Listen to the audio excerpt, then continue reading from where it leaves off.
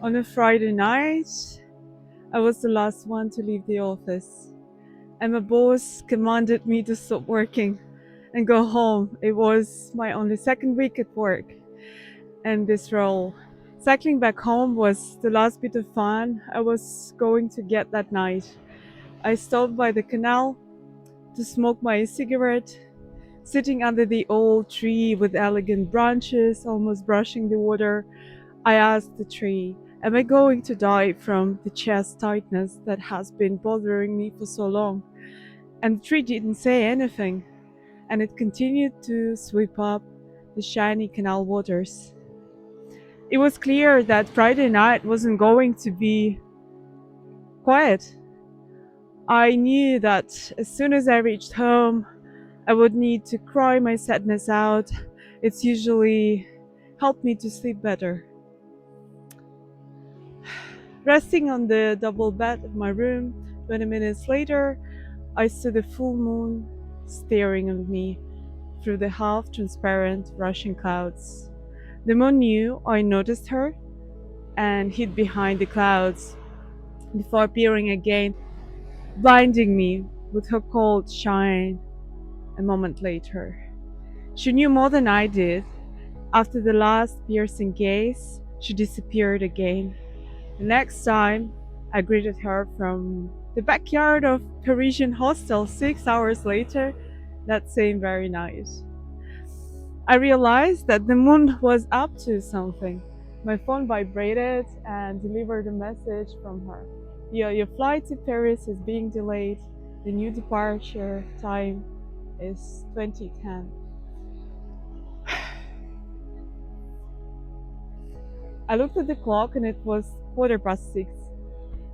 For a week, so a week ago I canceled that flight and even got a voucher for the refund. For the first time in my life, I bought a flexible ticket out of fear of returning to a place where someone who broke my heart lived. Out of curiosity that actually kills cats, I decided to try checking in for the flight. The usual low-cost airlines squeeze the last bits of money from their forgetful customers by closing the online check-in several hours before the departure, but to my surprise, that wasn't the case. And excitement overtook rationality, defending all my fears. I didn't have enough money to cover that trip expenses and buy food for the next week, so the choice, however, was clear. The moon's charm seized my body as I got up from the bed to pack. The laptop was still in my backpack from work. Face cream, mascara, free pair of underwear, my passport took up half space in my bag. My rushing mind screamed I was acting crazy. My body just laughed in response. Nothing could stop me from waking up in Paris the next morning.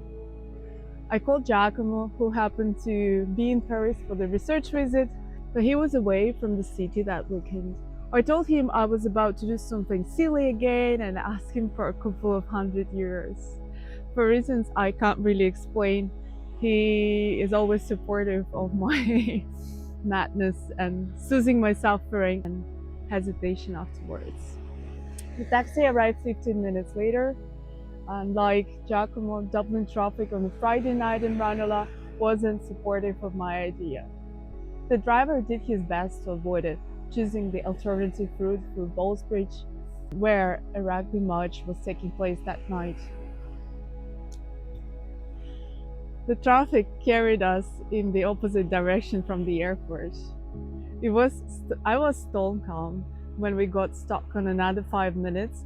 Two dark trains were destined to cross our paths before everyone in the traffic jam could continue with their madness.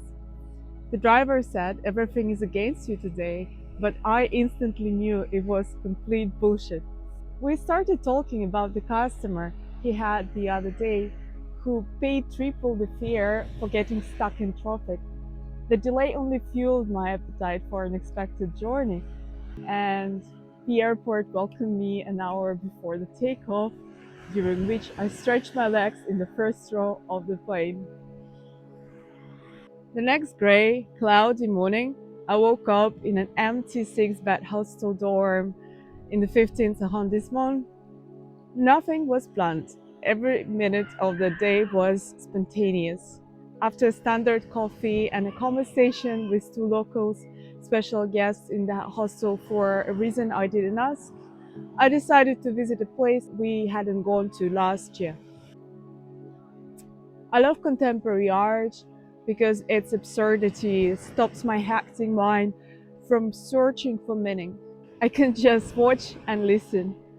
Over months we lived here last year, we didn't visit Pompidou Center or many of the iconic places tourists flock to.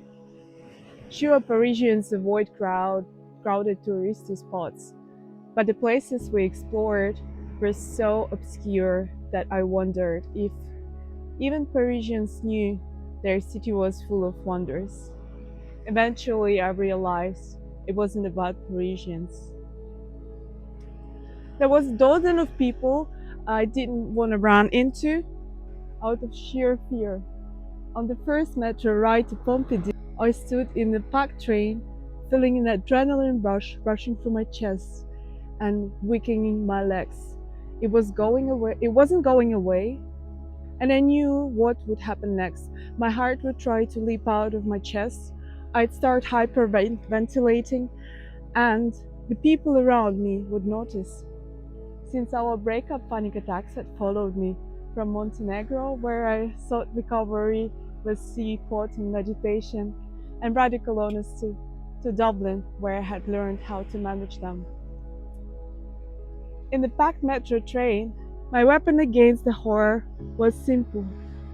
I jumped off the next stop and I stayed there, either to die or survive and catch the next train. 8 minutes later, half-empty train to Rue Mouffetard carried me onward. How did I know that I had survived and I wasn't dreaming? What if my body lay dead on the dirty train floor, terrifying passengers? But when I emerged from the metro to blue skies and bright sunshine, the street market was alive with people hunting for beautifully laid out groceries and Tunisian pastries. I bought a tuna pancake and something else, cheap, calorie dense, delicious street food. Walking towards La Sienne, I thought to myself, "Ooh la la, Dublin, I will never love you." At that time of the day, the left bank was in shade and the sun cast its autumn light onto Notre Dame and the right bank. I sat on the cool, stony embankment. To my left, a guy on a longboard was stubbornly failing to pull off the dark side trick. His attempts began 100 meters from the rail, flipping the board onto it, only to end with him crashing onto his back. I didn't find out if he ever managed to land the trick that day. Every 5 to 10 attempts, he screamed with frustration, his voice was echoing out as if to share his pain with the entire world. His friend, filming the spectacle with a professional camera, cheered him on every time he'd hit the ground. The skater's screams distracted me from trying to figure out the direction the river was flowing.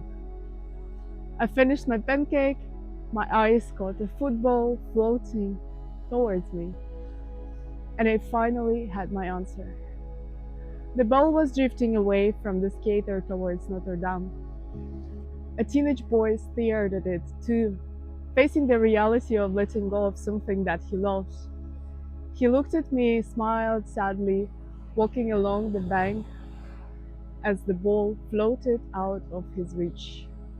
He wasn't going to swim in the Seine, a river that had luckily claimed many lives, to retrieve it. Instead, he walked slowly, as if mourning at a funeral procession.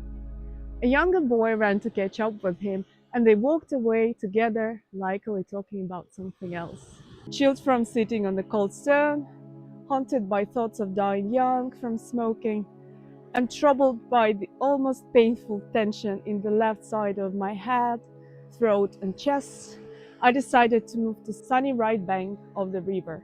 An ultrasound scan I had a couple of weeks ago concluded that I had a normal lymph node in my throat, but the constant physical discomfort didn't feel normal. It was like a never ending state of catharsis without the relief of due purification. After two fruitless visits to RHGPs, I decided to let the nature take its course. My medicine that day was meditation and sunshine on the right bank. I lay down on a warm stony bench under a lonely tree and asked the tree if it ever felt lonely, but it didn't respond. A single golden leaf floated down and landed on my chest. The discomfort on my left side persisted until the next night, when I attended a concert by my beloved singer. Her poetry and melodic rock unearthed deep memories of adolescence. That night she announced it was her final performance, and she sang her last notes. I thought to myself, if she dies tonight, I shall be bored.